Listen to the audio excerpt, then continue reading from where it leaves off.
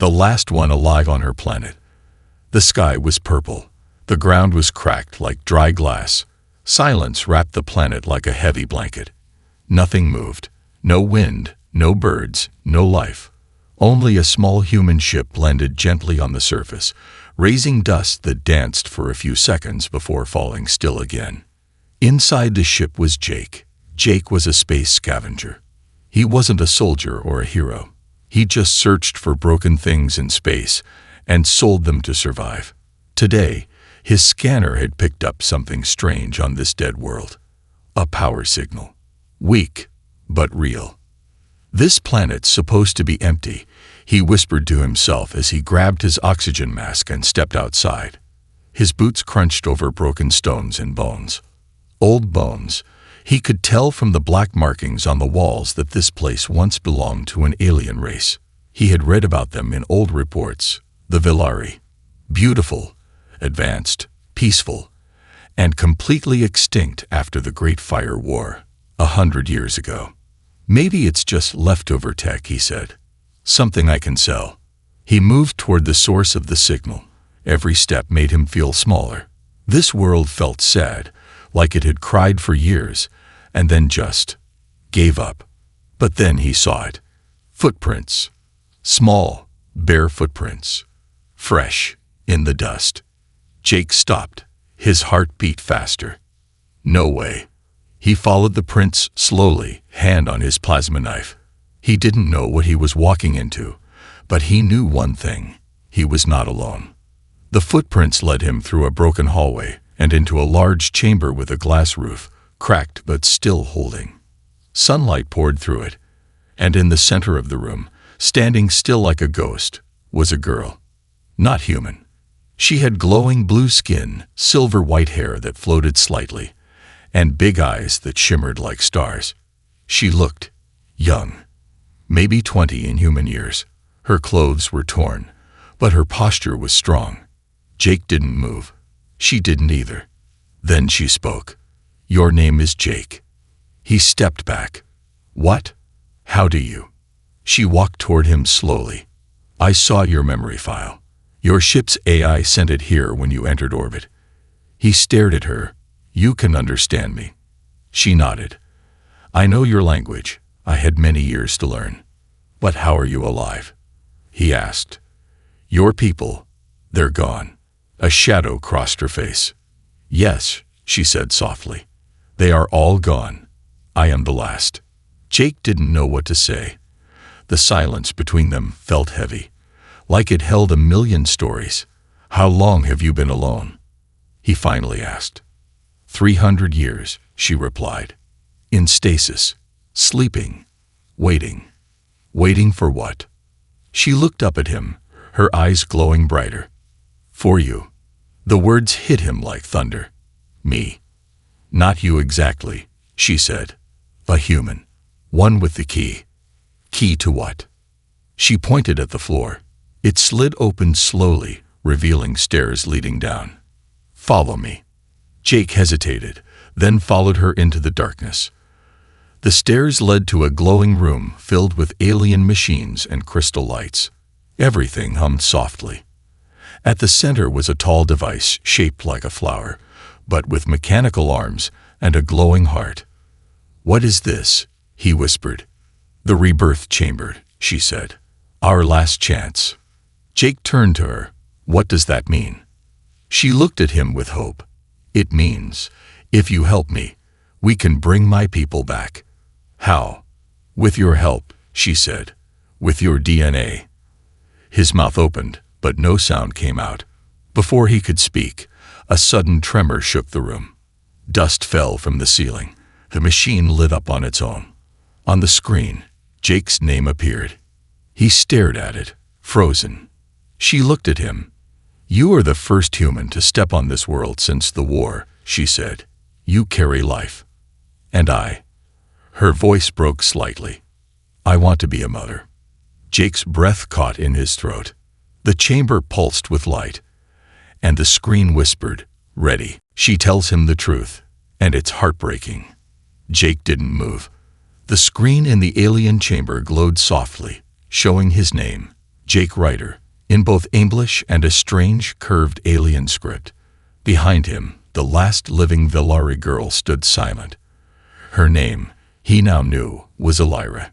He looked at her again, unsure if this was real. "How do you know all this?"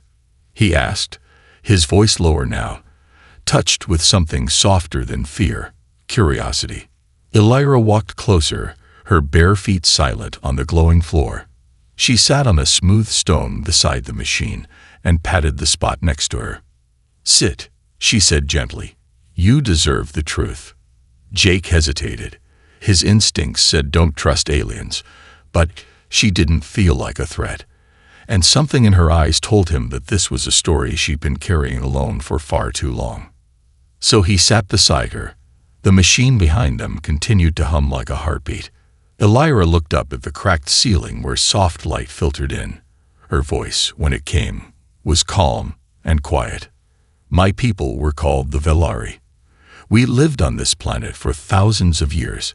We had no hunger, no war. We created gardens in the sky and oceans that could heal." Jake watched her as she spoke, noticing how her fingers trembled slightly as she remembered. "Then, the humans came." Jake's eyes widened. "We did." She nodded. "Not you. Not your generation. This was centuries ago. Your kind discovered us by accident during your early jump space travels. At first, we welcomed them. They were curious, full of questions. A sad smile touched her lips. We admired that about humans. They saw everything as new, beautiful, full of wonder. But something changed, Jake said quietly. "Yes," she said, her voice cracking slightly. Curiosity became greed. Elira stood up and walked toward a wall. With a wave of her hand, a glowing image appeared, a hologram of human ships in orbit, dropping machines into Villari cities. Some humans wanted our technology. Others feared us. They believed we were too powerful, too different. They thought we would one day destroy them. "Did you?" She looked over her shoulder. "We never lifted a weapon first, but we had to defend ourselves. Your leaders called it the Fire War. We called it the Burning of Hope." The image on the wall changed. Villari cities in flames. Giant alien trees turned to ash. Sky gardens falling like dying stars. Jake felt sick. "My parents were scientists," she said, turning back to him. "They built this chamber, the last seed of Villari life. A way to begin again, if there was ever a survivor. And you were that survivor," Jake said softly. "Yes, they placed me in stasis, told me to sleep until the signal came, until someone worthy arrived." Jake looked around the glowing room, the machines that still worked after centuries, the quiet sorrow in Elira's voice. "And you've been waiting all this time?" he asked. "I slept for most of it," she said. "But sometimes I dreamed. And sometimes I heard voices. They were echoes from space, human songs, ship signals, lost transmissions. I taught myself your language from your own messages." She smiled faintly. "You humans speak so much, even when no one is listening." Jake didn't laugh. He felt like someone had placed a stone in his chest. 300 years, alone, buried under the weight of memories. "Why me?" he asked after a while. "I'm just a junk hunter. I'm not special." Elira stepped close. "You are alive, kind, curious. You asked me why instead of running or shooting. That makes you special." He looked down at his hands. "You said you needed my nah. Is this about making a baby?" "Not in your way," she said softly. "Villari don't create life the same way. We build it, grow it, shape it. Our minds guide the process. Our bodies give energy. But we need a pattern, a spark. And human DNA has something my people lost. Emotion," he guessed. "No," she said. "Chaos." He blinked. "What?" "Your cells are full of random codes, changes, surprises, mistakes. But sometimes those mistakes become miracles. Humans are messy, But that mess can create life that adapts, that survives. Jake didn't know whether to be flattered or insulted. "So this whole thing is a science project?" he asked. She paused. At first, yes, but now, her voice grew quieter. "I think I wanted more." "Like what?" Elira looked away, her hands curled slightly at her sides. "I want to feel warm again, to hear someone's voice who isn't just a recording. I want to care for someone, grow something, protect it, not as a machine, not as a scientist, but as something your people call." She searched for the word. "A mother." Jake looked at her in silence. He thought about the endless stars outside, the wrecked bones of forgotten worlds, the years he'd spent alone on ships, talking only to himself or broken radios. And now, here was someone, not human, but deeply alive, asking to begin again. "What happens if I say yes?" he asked. "Then we begin," she said, slowly, together. "We grow one life, not thousands, just one, a child of two worlds." Jake thought about it. "And if I say no?" Elira's voice broke. "Then I sleep again. And hope someone else finds me before this chamber fails." Jake didn't answer yet. He walked to the machine, placed a hand on it. The light flickered. Something inside stirred, like a heartbeat waking up. Behind him, Elira stood very still. He turned to her. "I'm not a hero," he said, "but maybe I can help one world live again." Elira smiled. For the first time in 300 years, she smiled. He thinks she wants a baby, but it's something else. Jake couldn't sleep that night. He lay on the cold floor of the alien chamber, using his backpack as a pillow. Above him, the ceiling glowed with faint blue light, like stars behind a thick mist. Every few seconds, a low hum came from the machine, the one Elira had called the rebirth chamber. And near that machine, Elira sat cross-legged, eyes closed, breathing slow and steady. But Jake knew she wasn't asleep. She hadn't slept since he arrived. Maybe she didn't need to. Jake turned on his side and looked at her. "So," he said quietly, "you really want to raise a child? Like, be a mom?" Elira opened her eyes. Her voice was soft. "Yes." "With me?" "Yes." He sat up, rubbing his neck. "You know humans don't just say yes to something like that in 5 minutes, right?" She tilted her head slightly, curious. "How long do you need?" "I don't know," Jake muttered. "A year? Maybe 2. Or forever." Elira blinked. "Forever sounds long. Your lives are already short." He almost laughed, but didn't. Instead, he stood up and walked over to the machine. It still pulsed with soft green light. Part of him wanted to touch it again. The other part wasn't sure what would happen if he did. "So," Jake said, "how does this work?" "We hold hands. The machine goes beep, and out pops a baby." Elira stood as well, walking slowly toward him. "No," she said, "it's not a baby. Not at first." Jake frowned. "What do you mean?" "This chamber creates life seeds," she explained. "Each seed must grow in the memory field, a place filled with love, safety, and learning. That's what helps the life form take shape." "Okay," Jake said slowly. "So where's this field?" Elira turned and pointed to the walls. "This chamber is only part of it, but the real field is inside us.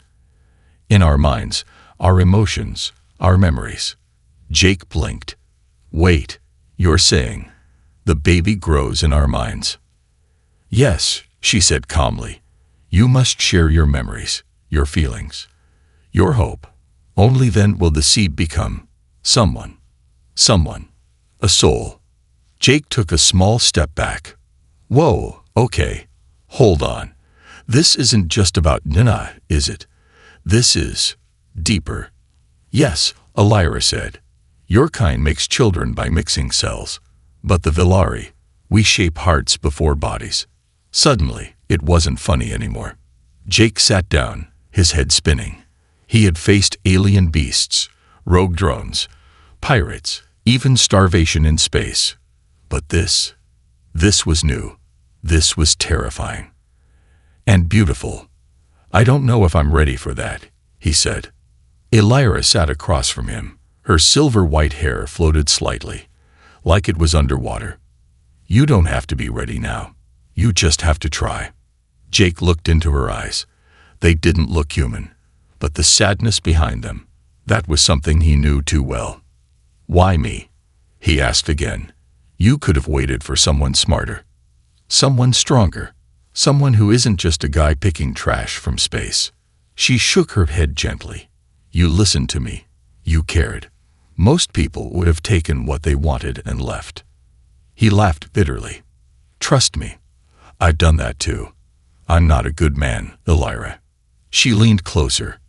"Maybe not," she said softly. "But you are a human who still has light." His breath caught. Then the machine behind them beeped. Elira stood. "It's ready for phase 1. If you agree, we can begin the transfer." The human gift she can't understand. The alien chamber had gone quiet. Too quiet. Jake stood beside the seed, the glowing spark of life floating between him and Elira. It pulsed gently, as if breathing. But the machine that created it now showed flashing red lights. "Incoming vessel. Unknown ID. Threat level. High. We need to hide," Jake said quickly. Elira stared at the alert screen. "There is nowhere to hide. This chamber is protected, but not invisible." Jake's heart pounded. He'd faced pirates before. Scavengers. War drones.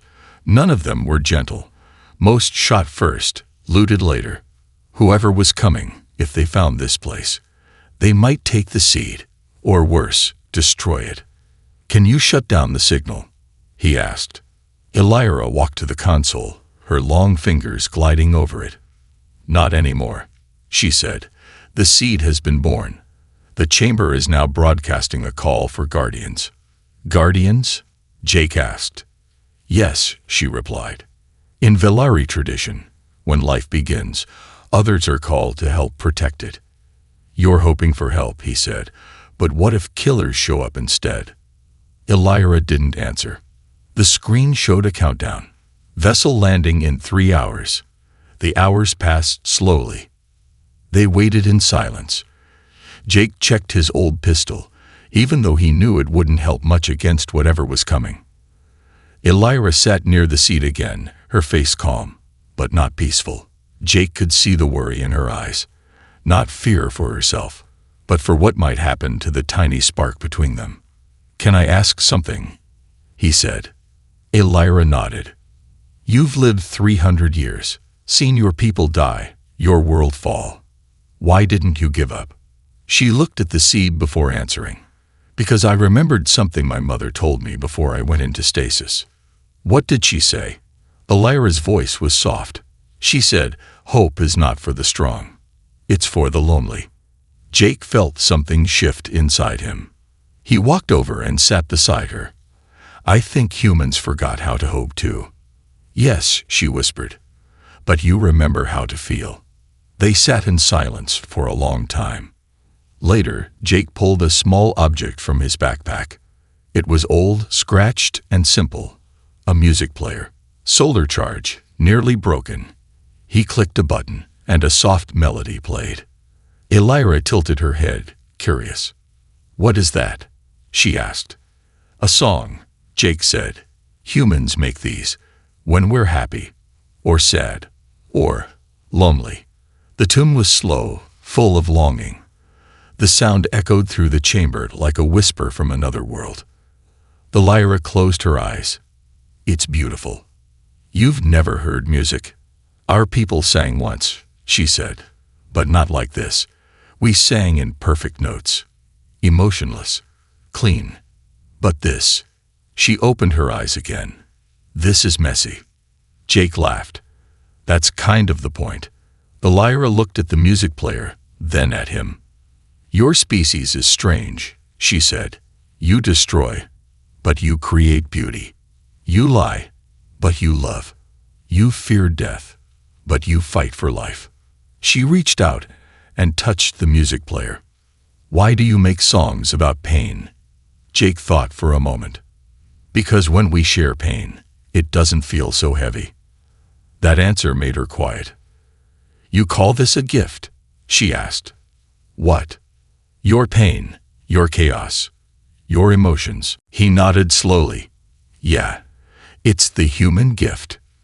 We feel everything, even when we don't want to. And somehow, we keep going. Elira looked at the seed again. It pulsed once, brighter. Maybe that's why the machine chose you, she said. They spent the next hour sharing small things. Jake showed her a photo of his brother, the only family he had. Elira shared a memory orb filled with images of Villari gardens floating in the sky. She showed him how the flowers on her planet used to change color based on who walked near them. Jake shared stories of Earth's oceans, of dogs that barked too much, and of chocolate, something Elira could not understand but was deeply curious about. You eat sweet brown dirt? She asked, confused.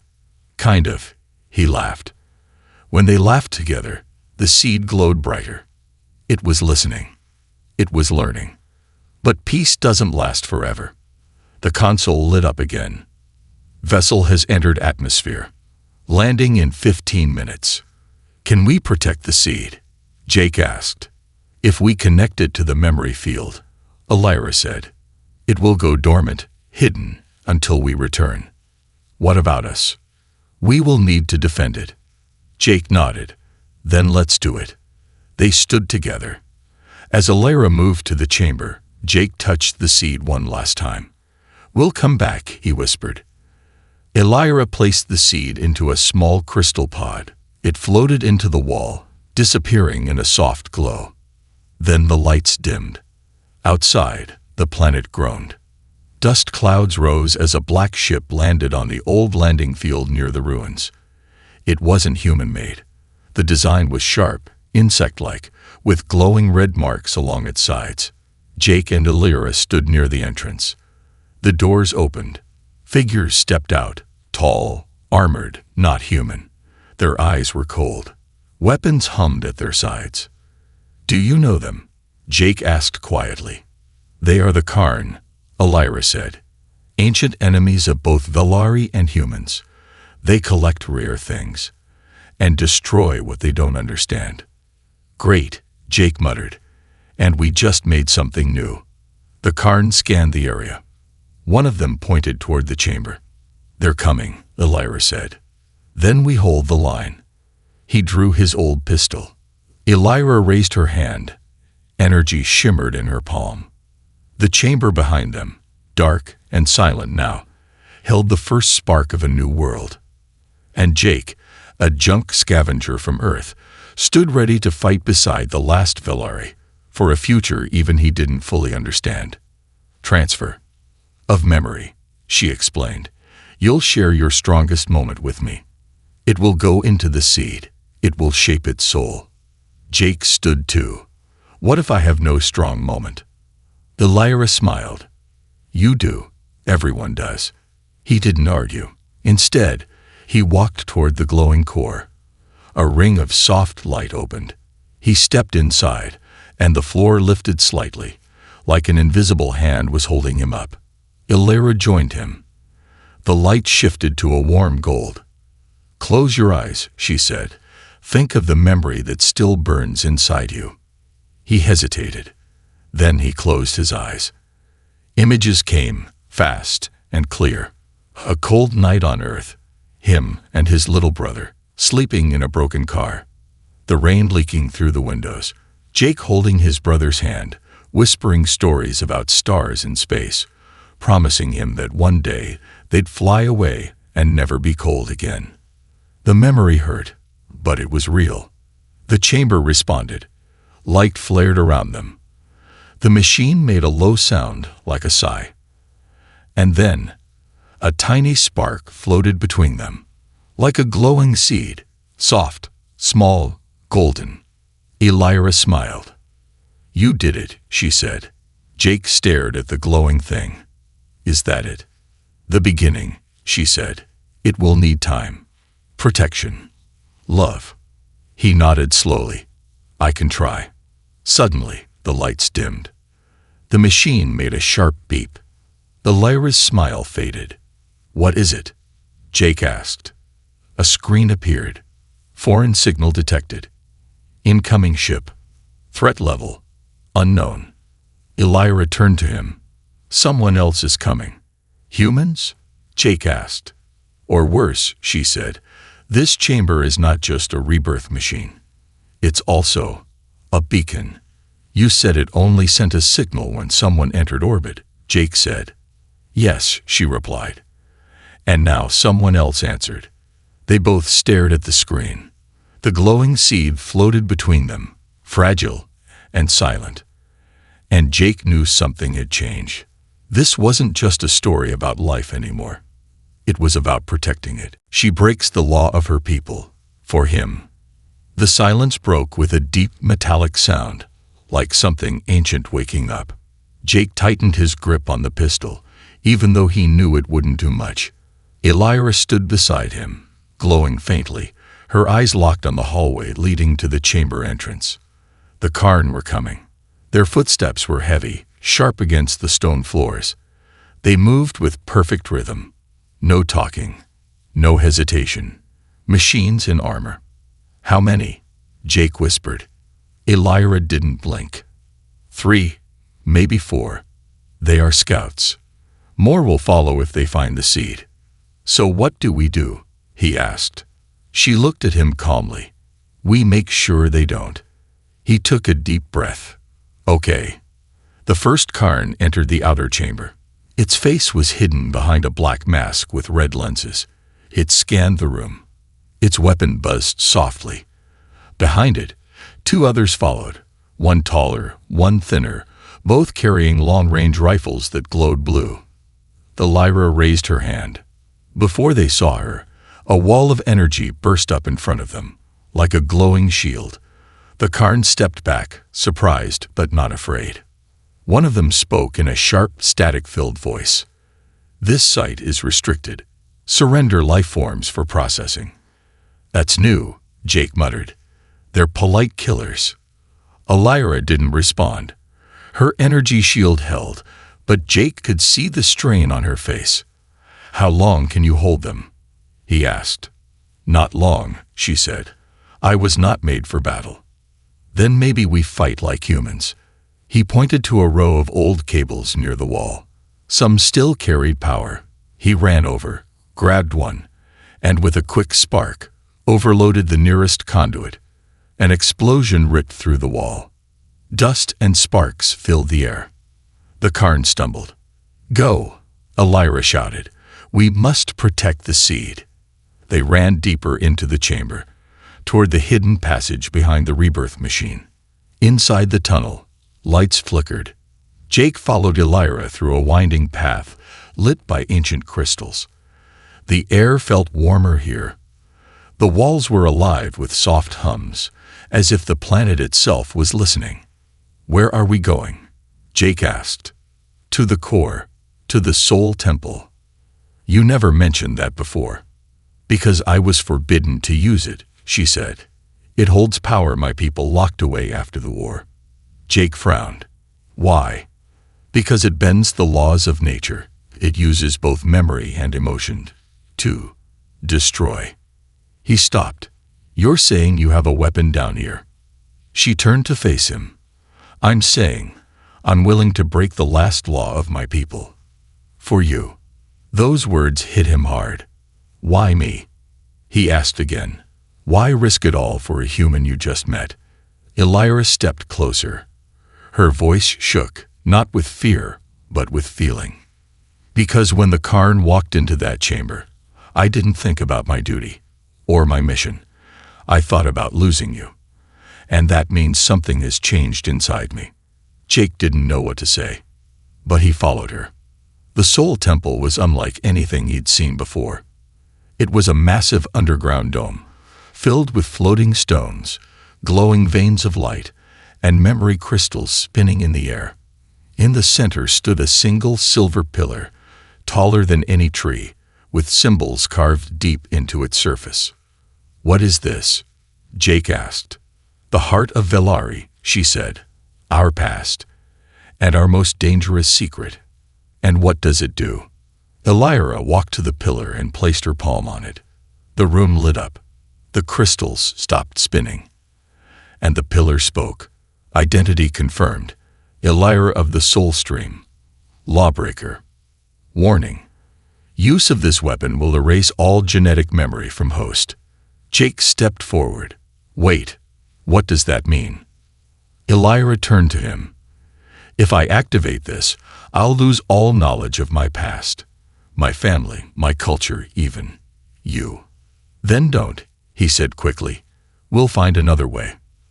"There is no time," she said. "The Karn are inside now. The chamber is exposed. The seed can be found. So let's hide it again. Fight them off. Something. Anything but this." She smiled sadly. "You don't understand. The Karn don't stop. They don't sleep. They track memory fields. They will sense the seed's presence no matter how deep we bury it. But you'll forget everything," Jake said. "You'll forget me." She stepped close. "Maybe," she said. "But if the seed survives, it will carry our memory forward. And maybe someday you'll help me remember." He grabbed her wrist. "You can't do this." She looked into his eyes. "I have to." Suddenly, the temple shook. Stone cracked. A piece of the dome ceiling crashed down near them. Red lights flashed in the distance. The Karn had found the entrance. Jake pulled his pistol again. "Then let me fight them while you do it." "You won't win," she said. "Doesn't matter. I'll buy you time." He turned to go, but Elira called out, "Jake, wait." He stopped. She stepped to him and placed both hands on his chest. "Thank you," she whispered, "for giving me back my heart." Then she kissed him. Not long, not passionate, just real. Then she turned, placed her hand on the pillar, and whispered something in Velari language. Light exploded from the center. A pulse of energy surged through the temple, shooting upward, outward, across the planet. The Karn froze. Their machines sparked. And then, silence. Jake woke up alone. Dust floated in the air. The temple was quiet. The pillar had gone dark. He sat up slowly, rubbing his head. Elira. No answer. He stood and searched. In the middle of the room, he found a small crystal pod. The seed. Still glowing. Still alive. Beside it, sitting quietly on the floor, was Elira. Her eyes were open, but empty. Elira. He knelt beside her. She blinked, looked at him. "Hi," she said softly. "Do I know you?" His heart broke a little. But he smiled. "Not yet," he said. "But we got time. The child of two worlds is born." The silence in the soul temple was strange. Not cold, not scary, but quiet, like a heartbeat holding its breath. Jake sat beside Elira, his back against the wall.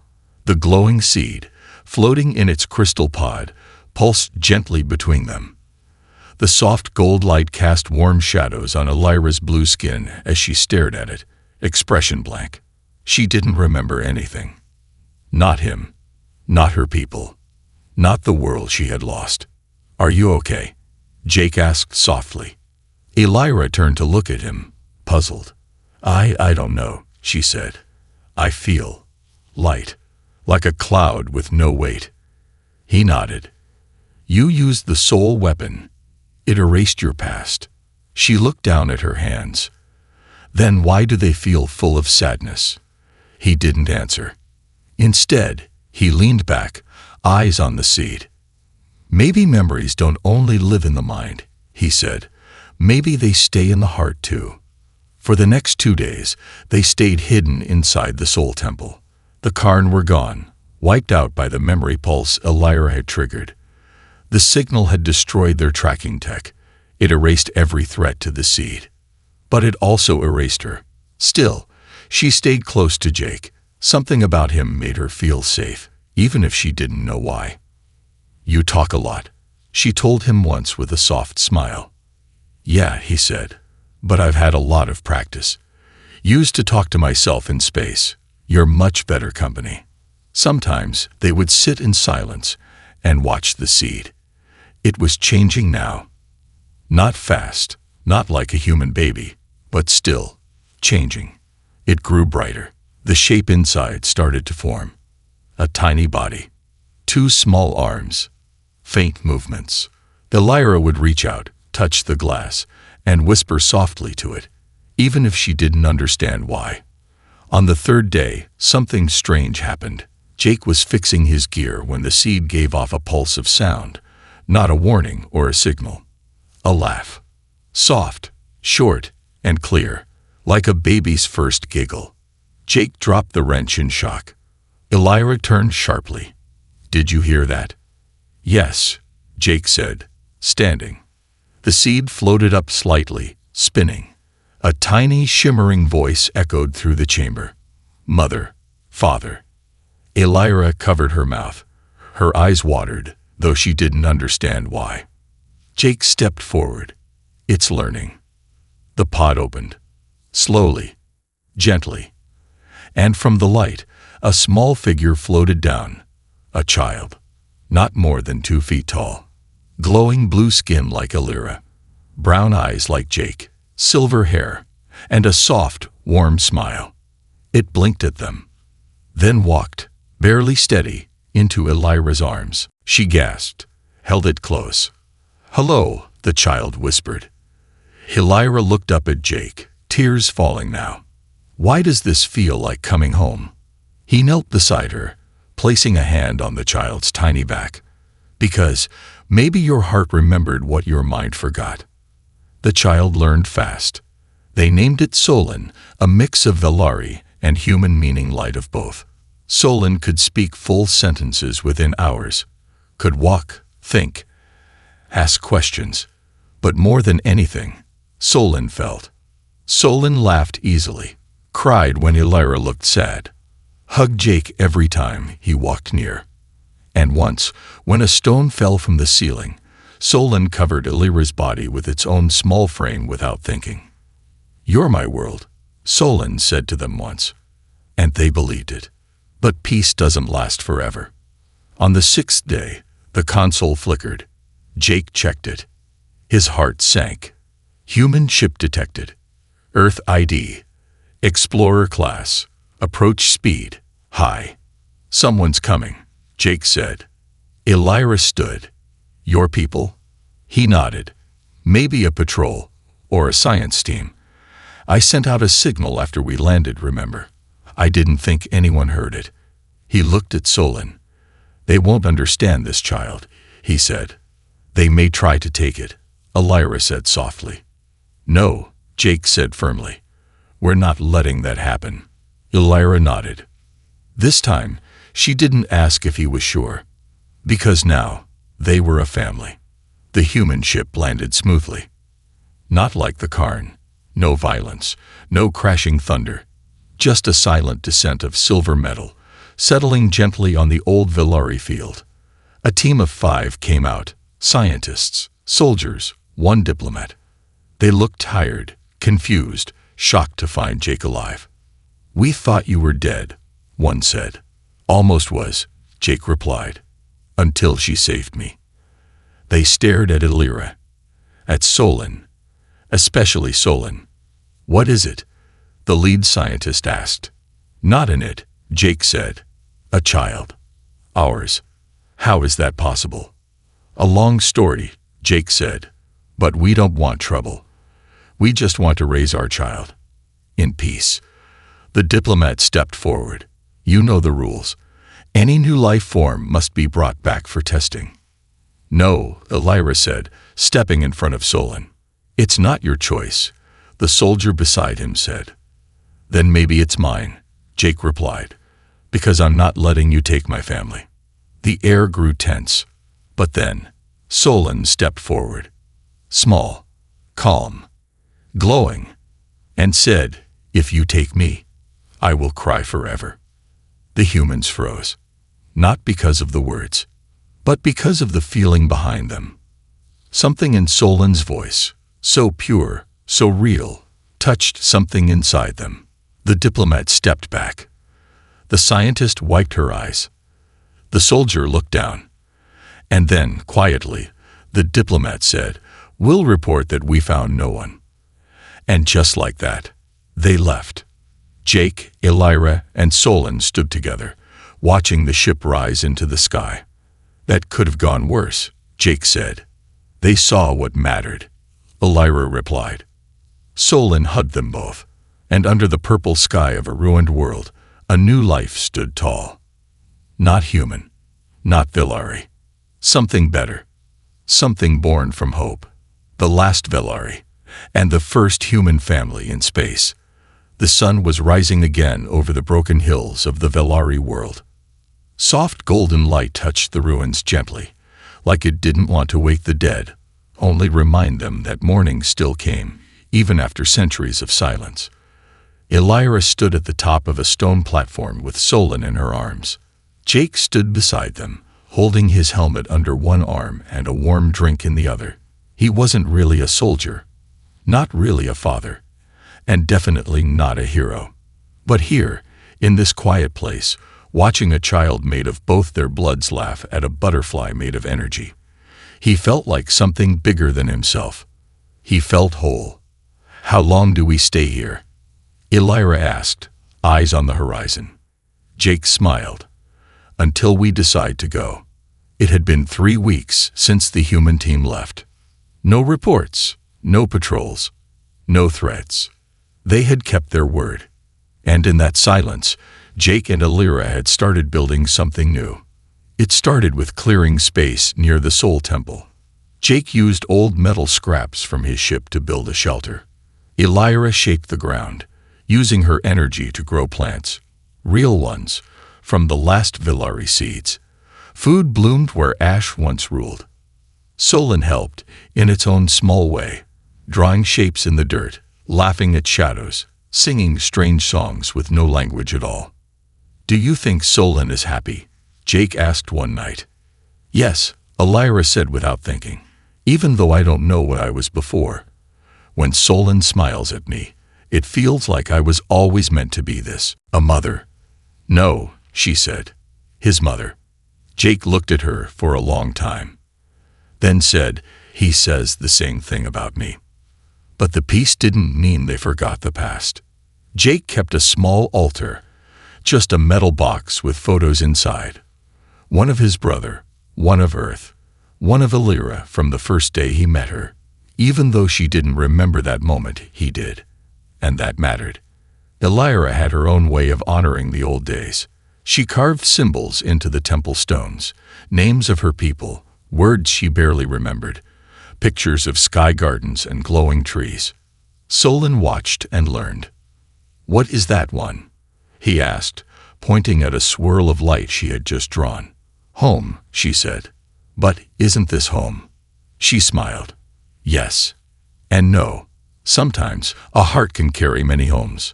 Solon thought for a moment. "Then I'll carry both too." One day, the radio buzzed. Jake almost didn't answer, but curiosity still lived in his veins.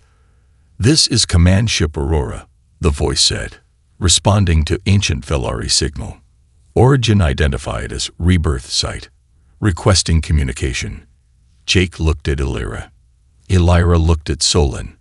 Then they both nodded. Jake pressed the button. "This is Jake Ryder, former scavenger, current, family man." The line paused. "Copy that, Jake. We've received reports. We'd like to meet the child. Peacefully." Jake hesitated. "We've had enough of people meeting the child." "We understand," the voice said. "But you need to know something. Solon's existence is changing things. People are talking. Earth's council is listening. And some want to help." Elira stepped forward. "Help how?" "Not take, not test, just learn. And maybe protect. This child might be the beginning of something more." Jake looked at Solon, playing with stones that floated when he giggled. He sighed. Okay, one meeting. On our ground. Our rules. Agreed. 3 days later, the ship arrived. This one was different. It carried not soldiers, but families. Scientists. Children. Thinkers. They came not to command, but to understand. They sat in circles with Solon, asked questions, told stories, brought seeds from earth to plant beside Velari flowers. They cried when Illyra sang. They laughed when Solon mimicked animal noises. And one by one, they changed, not just in mind, but in heart. This is what the future looks like, the chief diplomat said. Not war, not greed, just this. And so they offered Jake and Illyra something they hadn't expected, a ship, not to escape, but to begin. It was called Unity. The first ship built by both humans and Velari design, carved from old metal and new memory, powered by hope, shaped by emotion. Inside, there were gardens, learning rooms, family quarters, small homes for future children, hybrids like Solon, or pure human, or anyone who had lost their planet but still carried its song. We want you to lead it, they said. Jake laughed. Me. Illyra nodded. Us. Solon clapped. Can I fly it? Jake smiled. Only if you promise not to crash it. Solon crossed his arms. I can promise. I try. Illyra whispered, like your father. The day they left, the planet was quiet again. But no longer sad. Life had returned. Small green shoots covered the fields. Memory stones hummed with music, and 3 beings stood at the edge of the temple, hand in hand. The last Velari, the lost human, and the child born of 2 worlds. As Unity rose into the sky, the clouds parted, not with thunder, but with light. And beneath them, a message appeared in Velari script. We begin again. They traveled from star to star, sharing stories, planting seeds, bringing laughter where silence had stayed too long. Sometimes they were met with fear, sometimes with awe, but always with change. And Solon grew, not just taller, not just stronger, but wiser. Will others be like me? He asked once. Maybe, Jake said. Maybe not, but you will help them feel like they belong. Illyra added, because you are made of 2 pieces, and you turn them into one. Solon smiled. Like a song. Years passed. Earth built new bridges with old enemies. Lost planets were given second chances. Children from every race grew up knowing Solon's name. And in classrooms, they didn't teach war history anymore. They taught the story of a scavenger, a forgotten alien, and the child who made them a family. And somewhere, far from Earth, far from war, far from fear, a ship floated gently through the stars. Inside, a voice whispered, Mother, Father, look. And through the window, they saw it. A new world. Green. Blue. Alive. Ready. Illyra smiled. Jake held her hand. And Solon said, Can this be home too? Yes, they said together. Home is where we grow.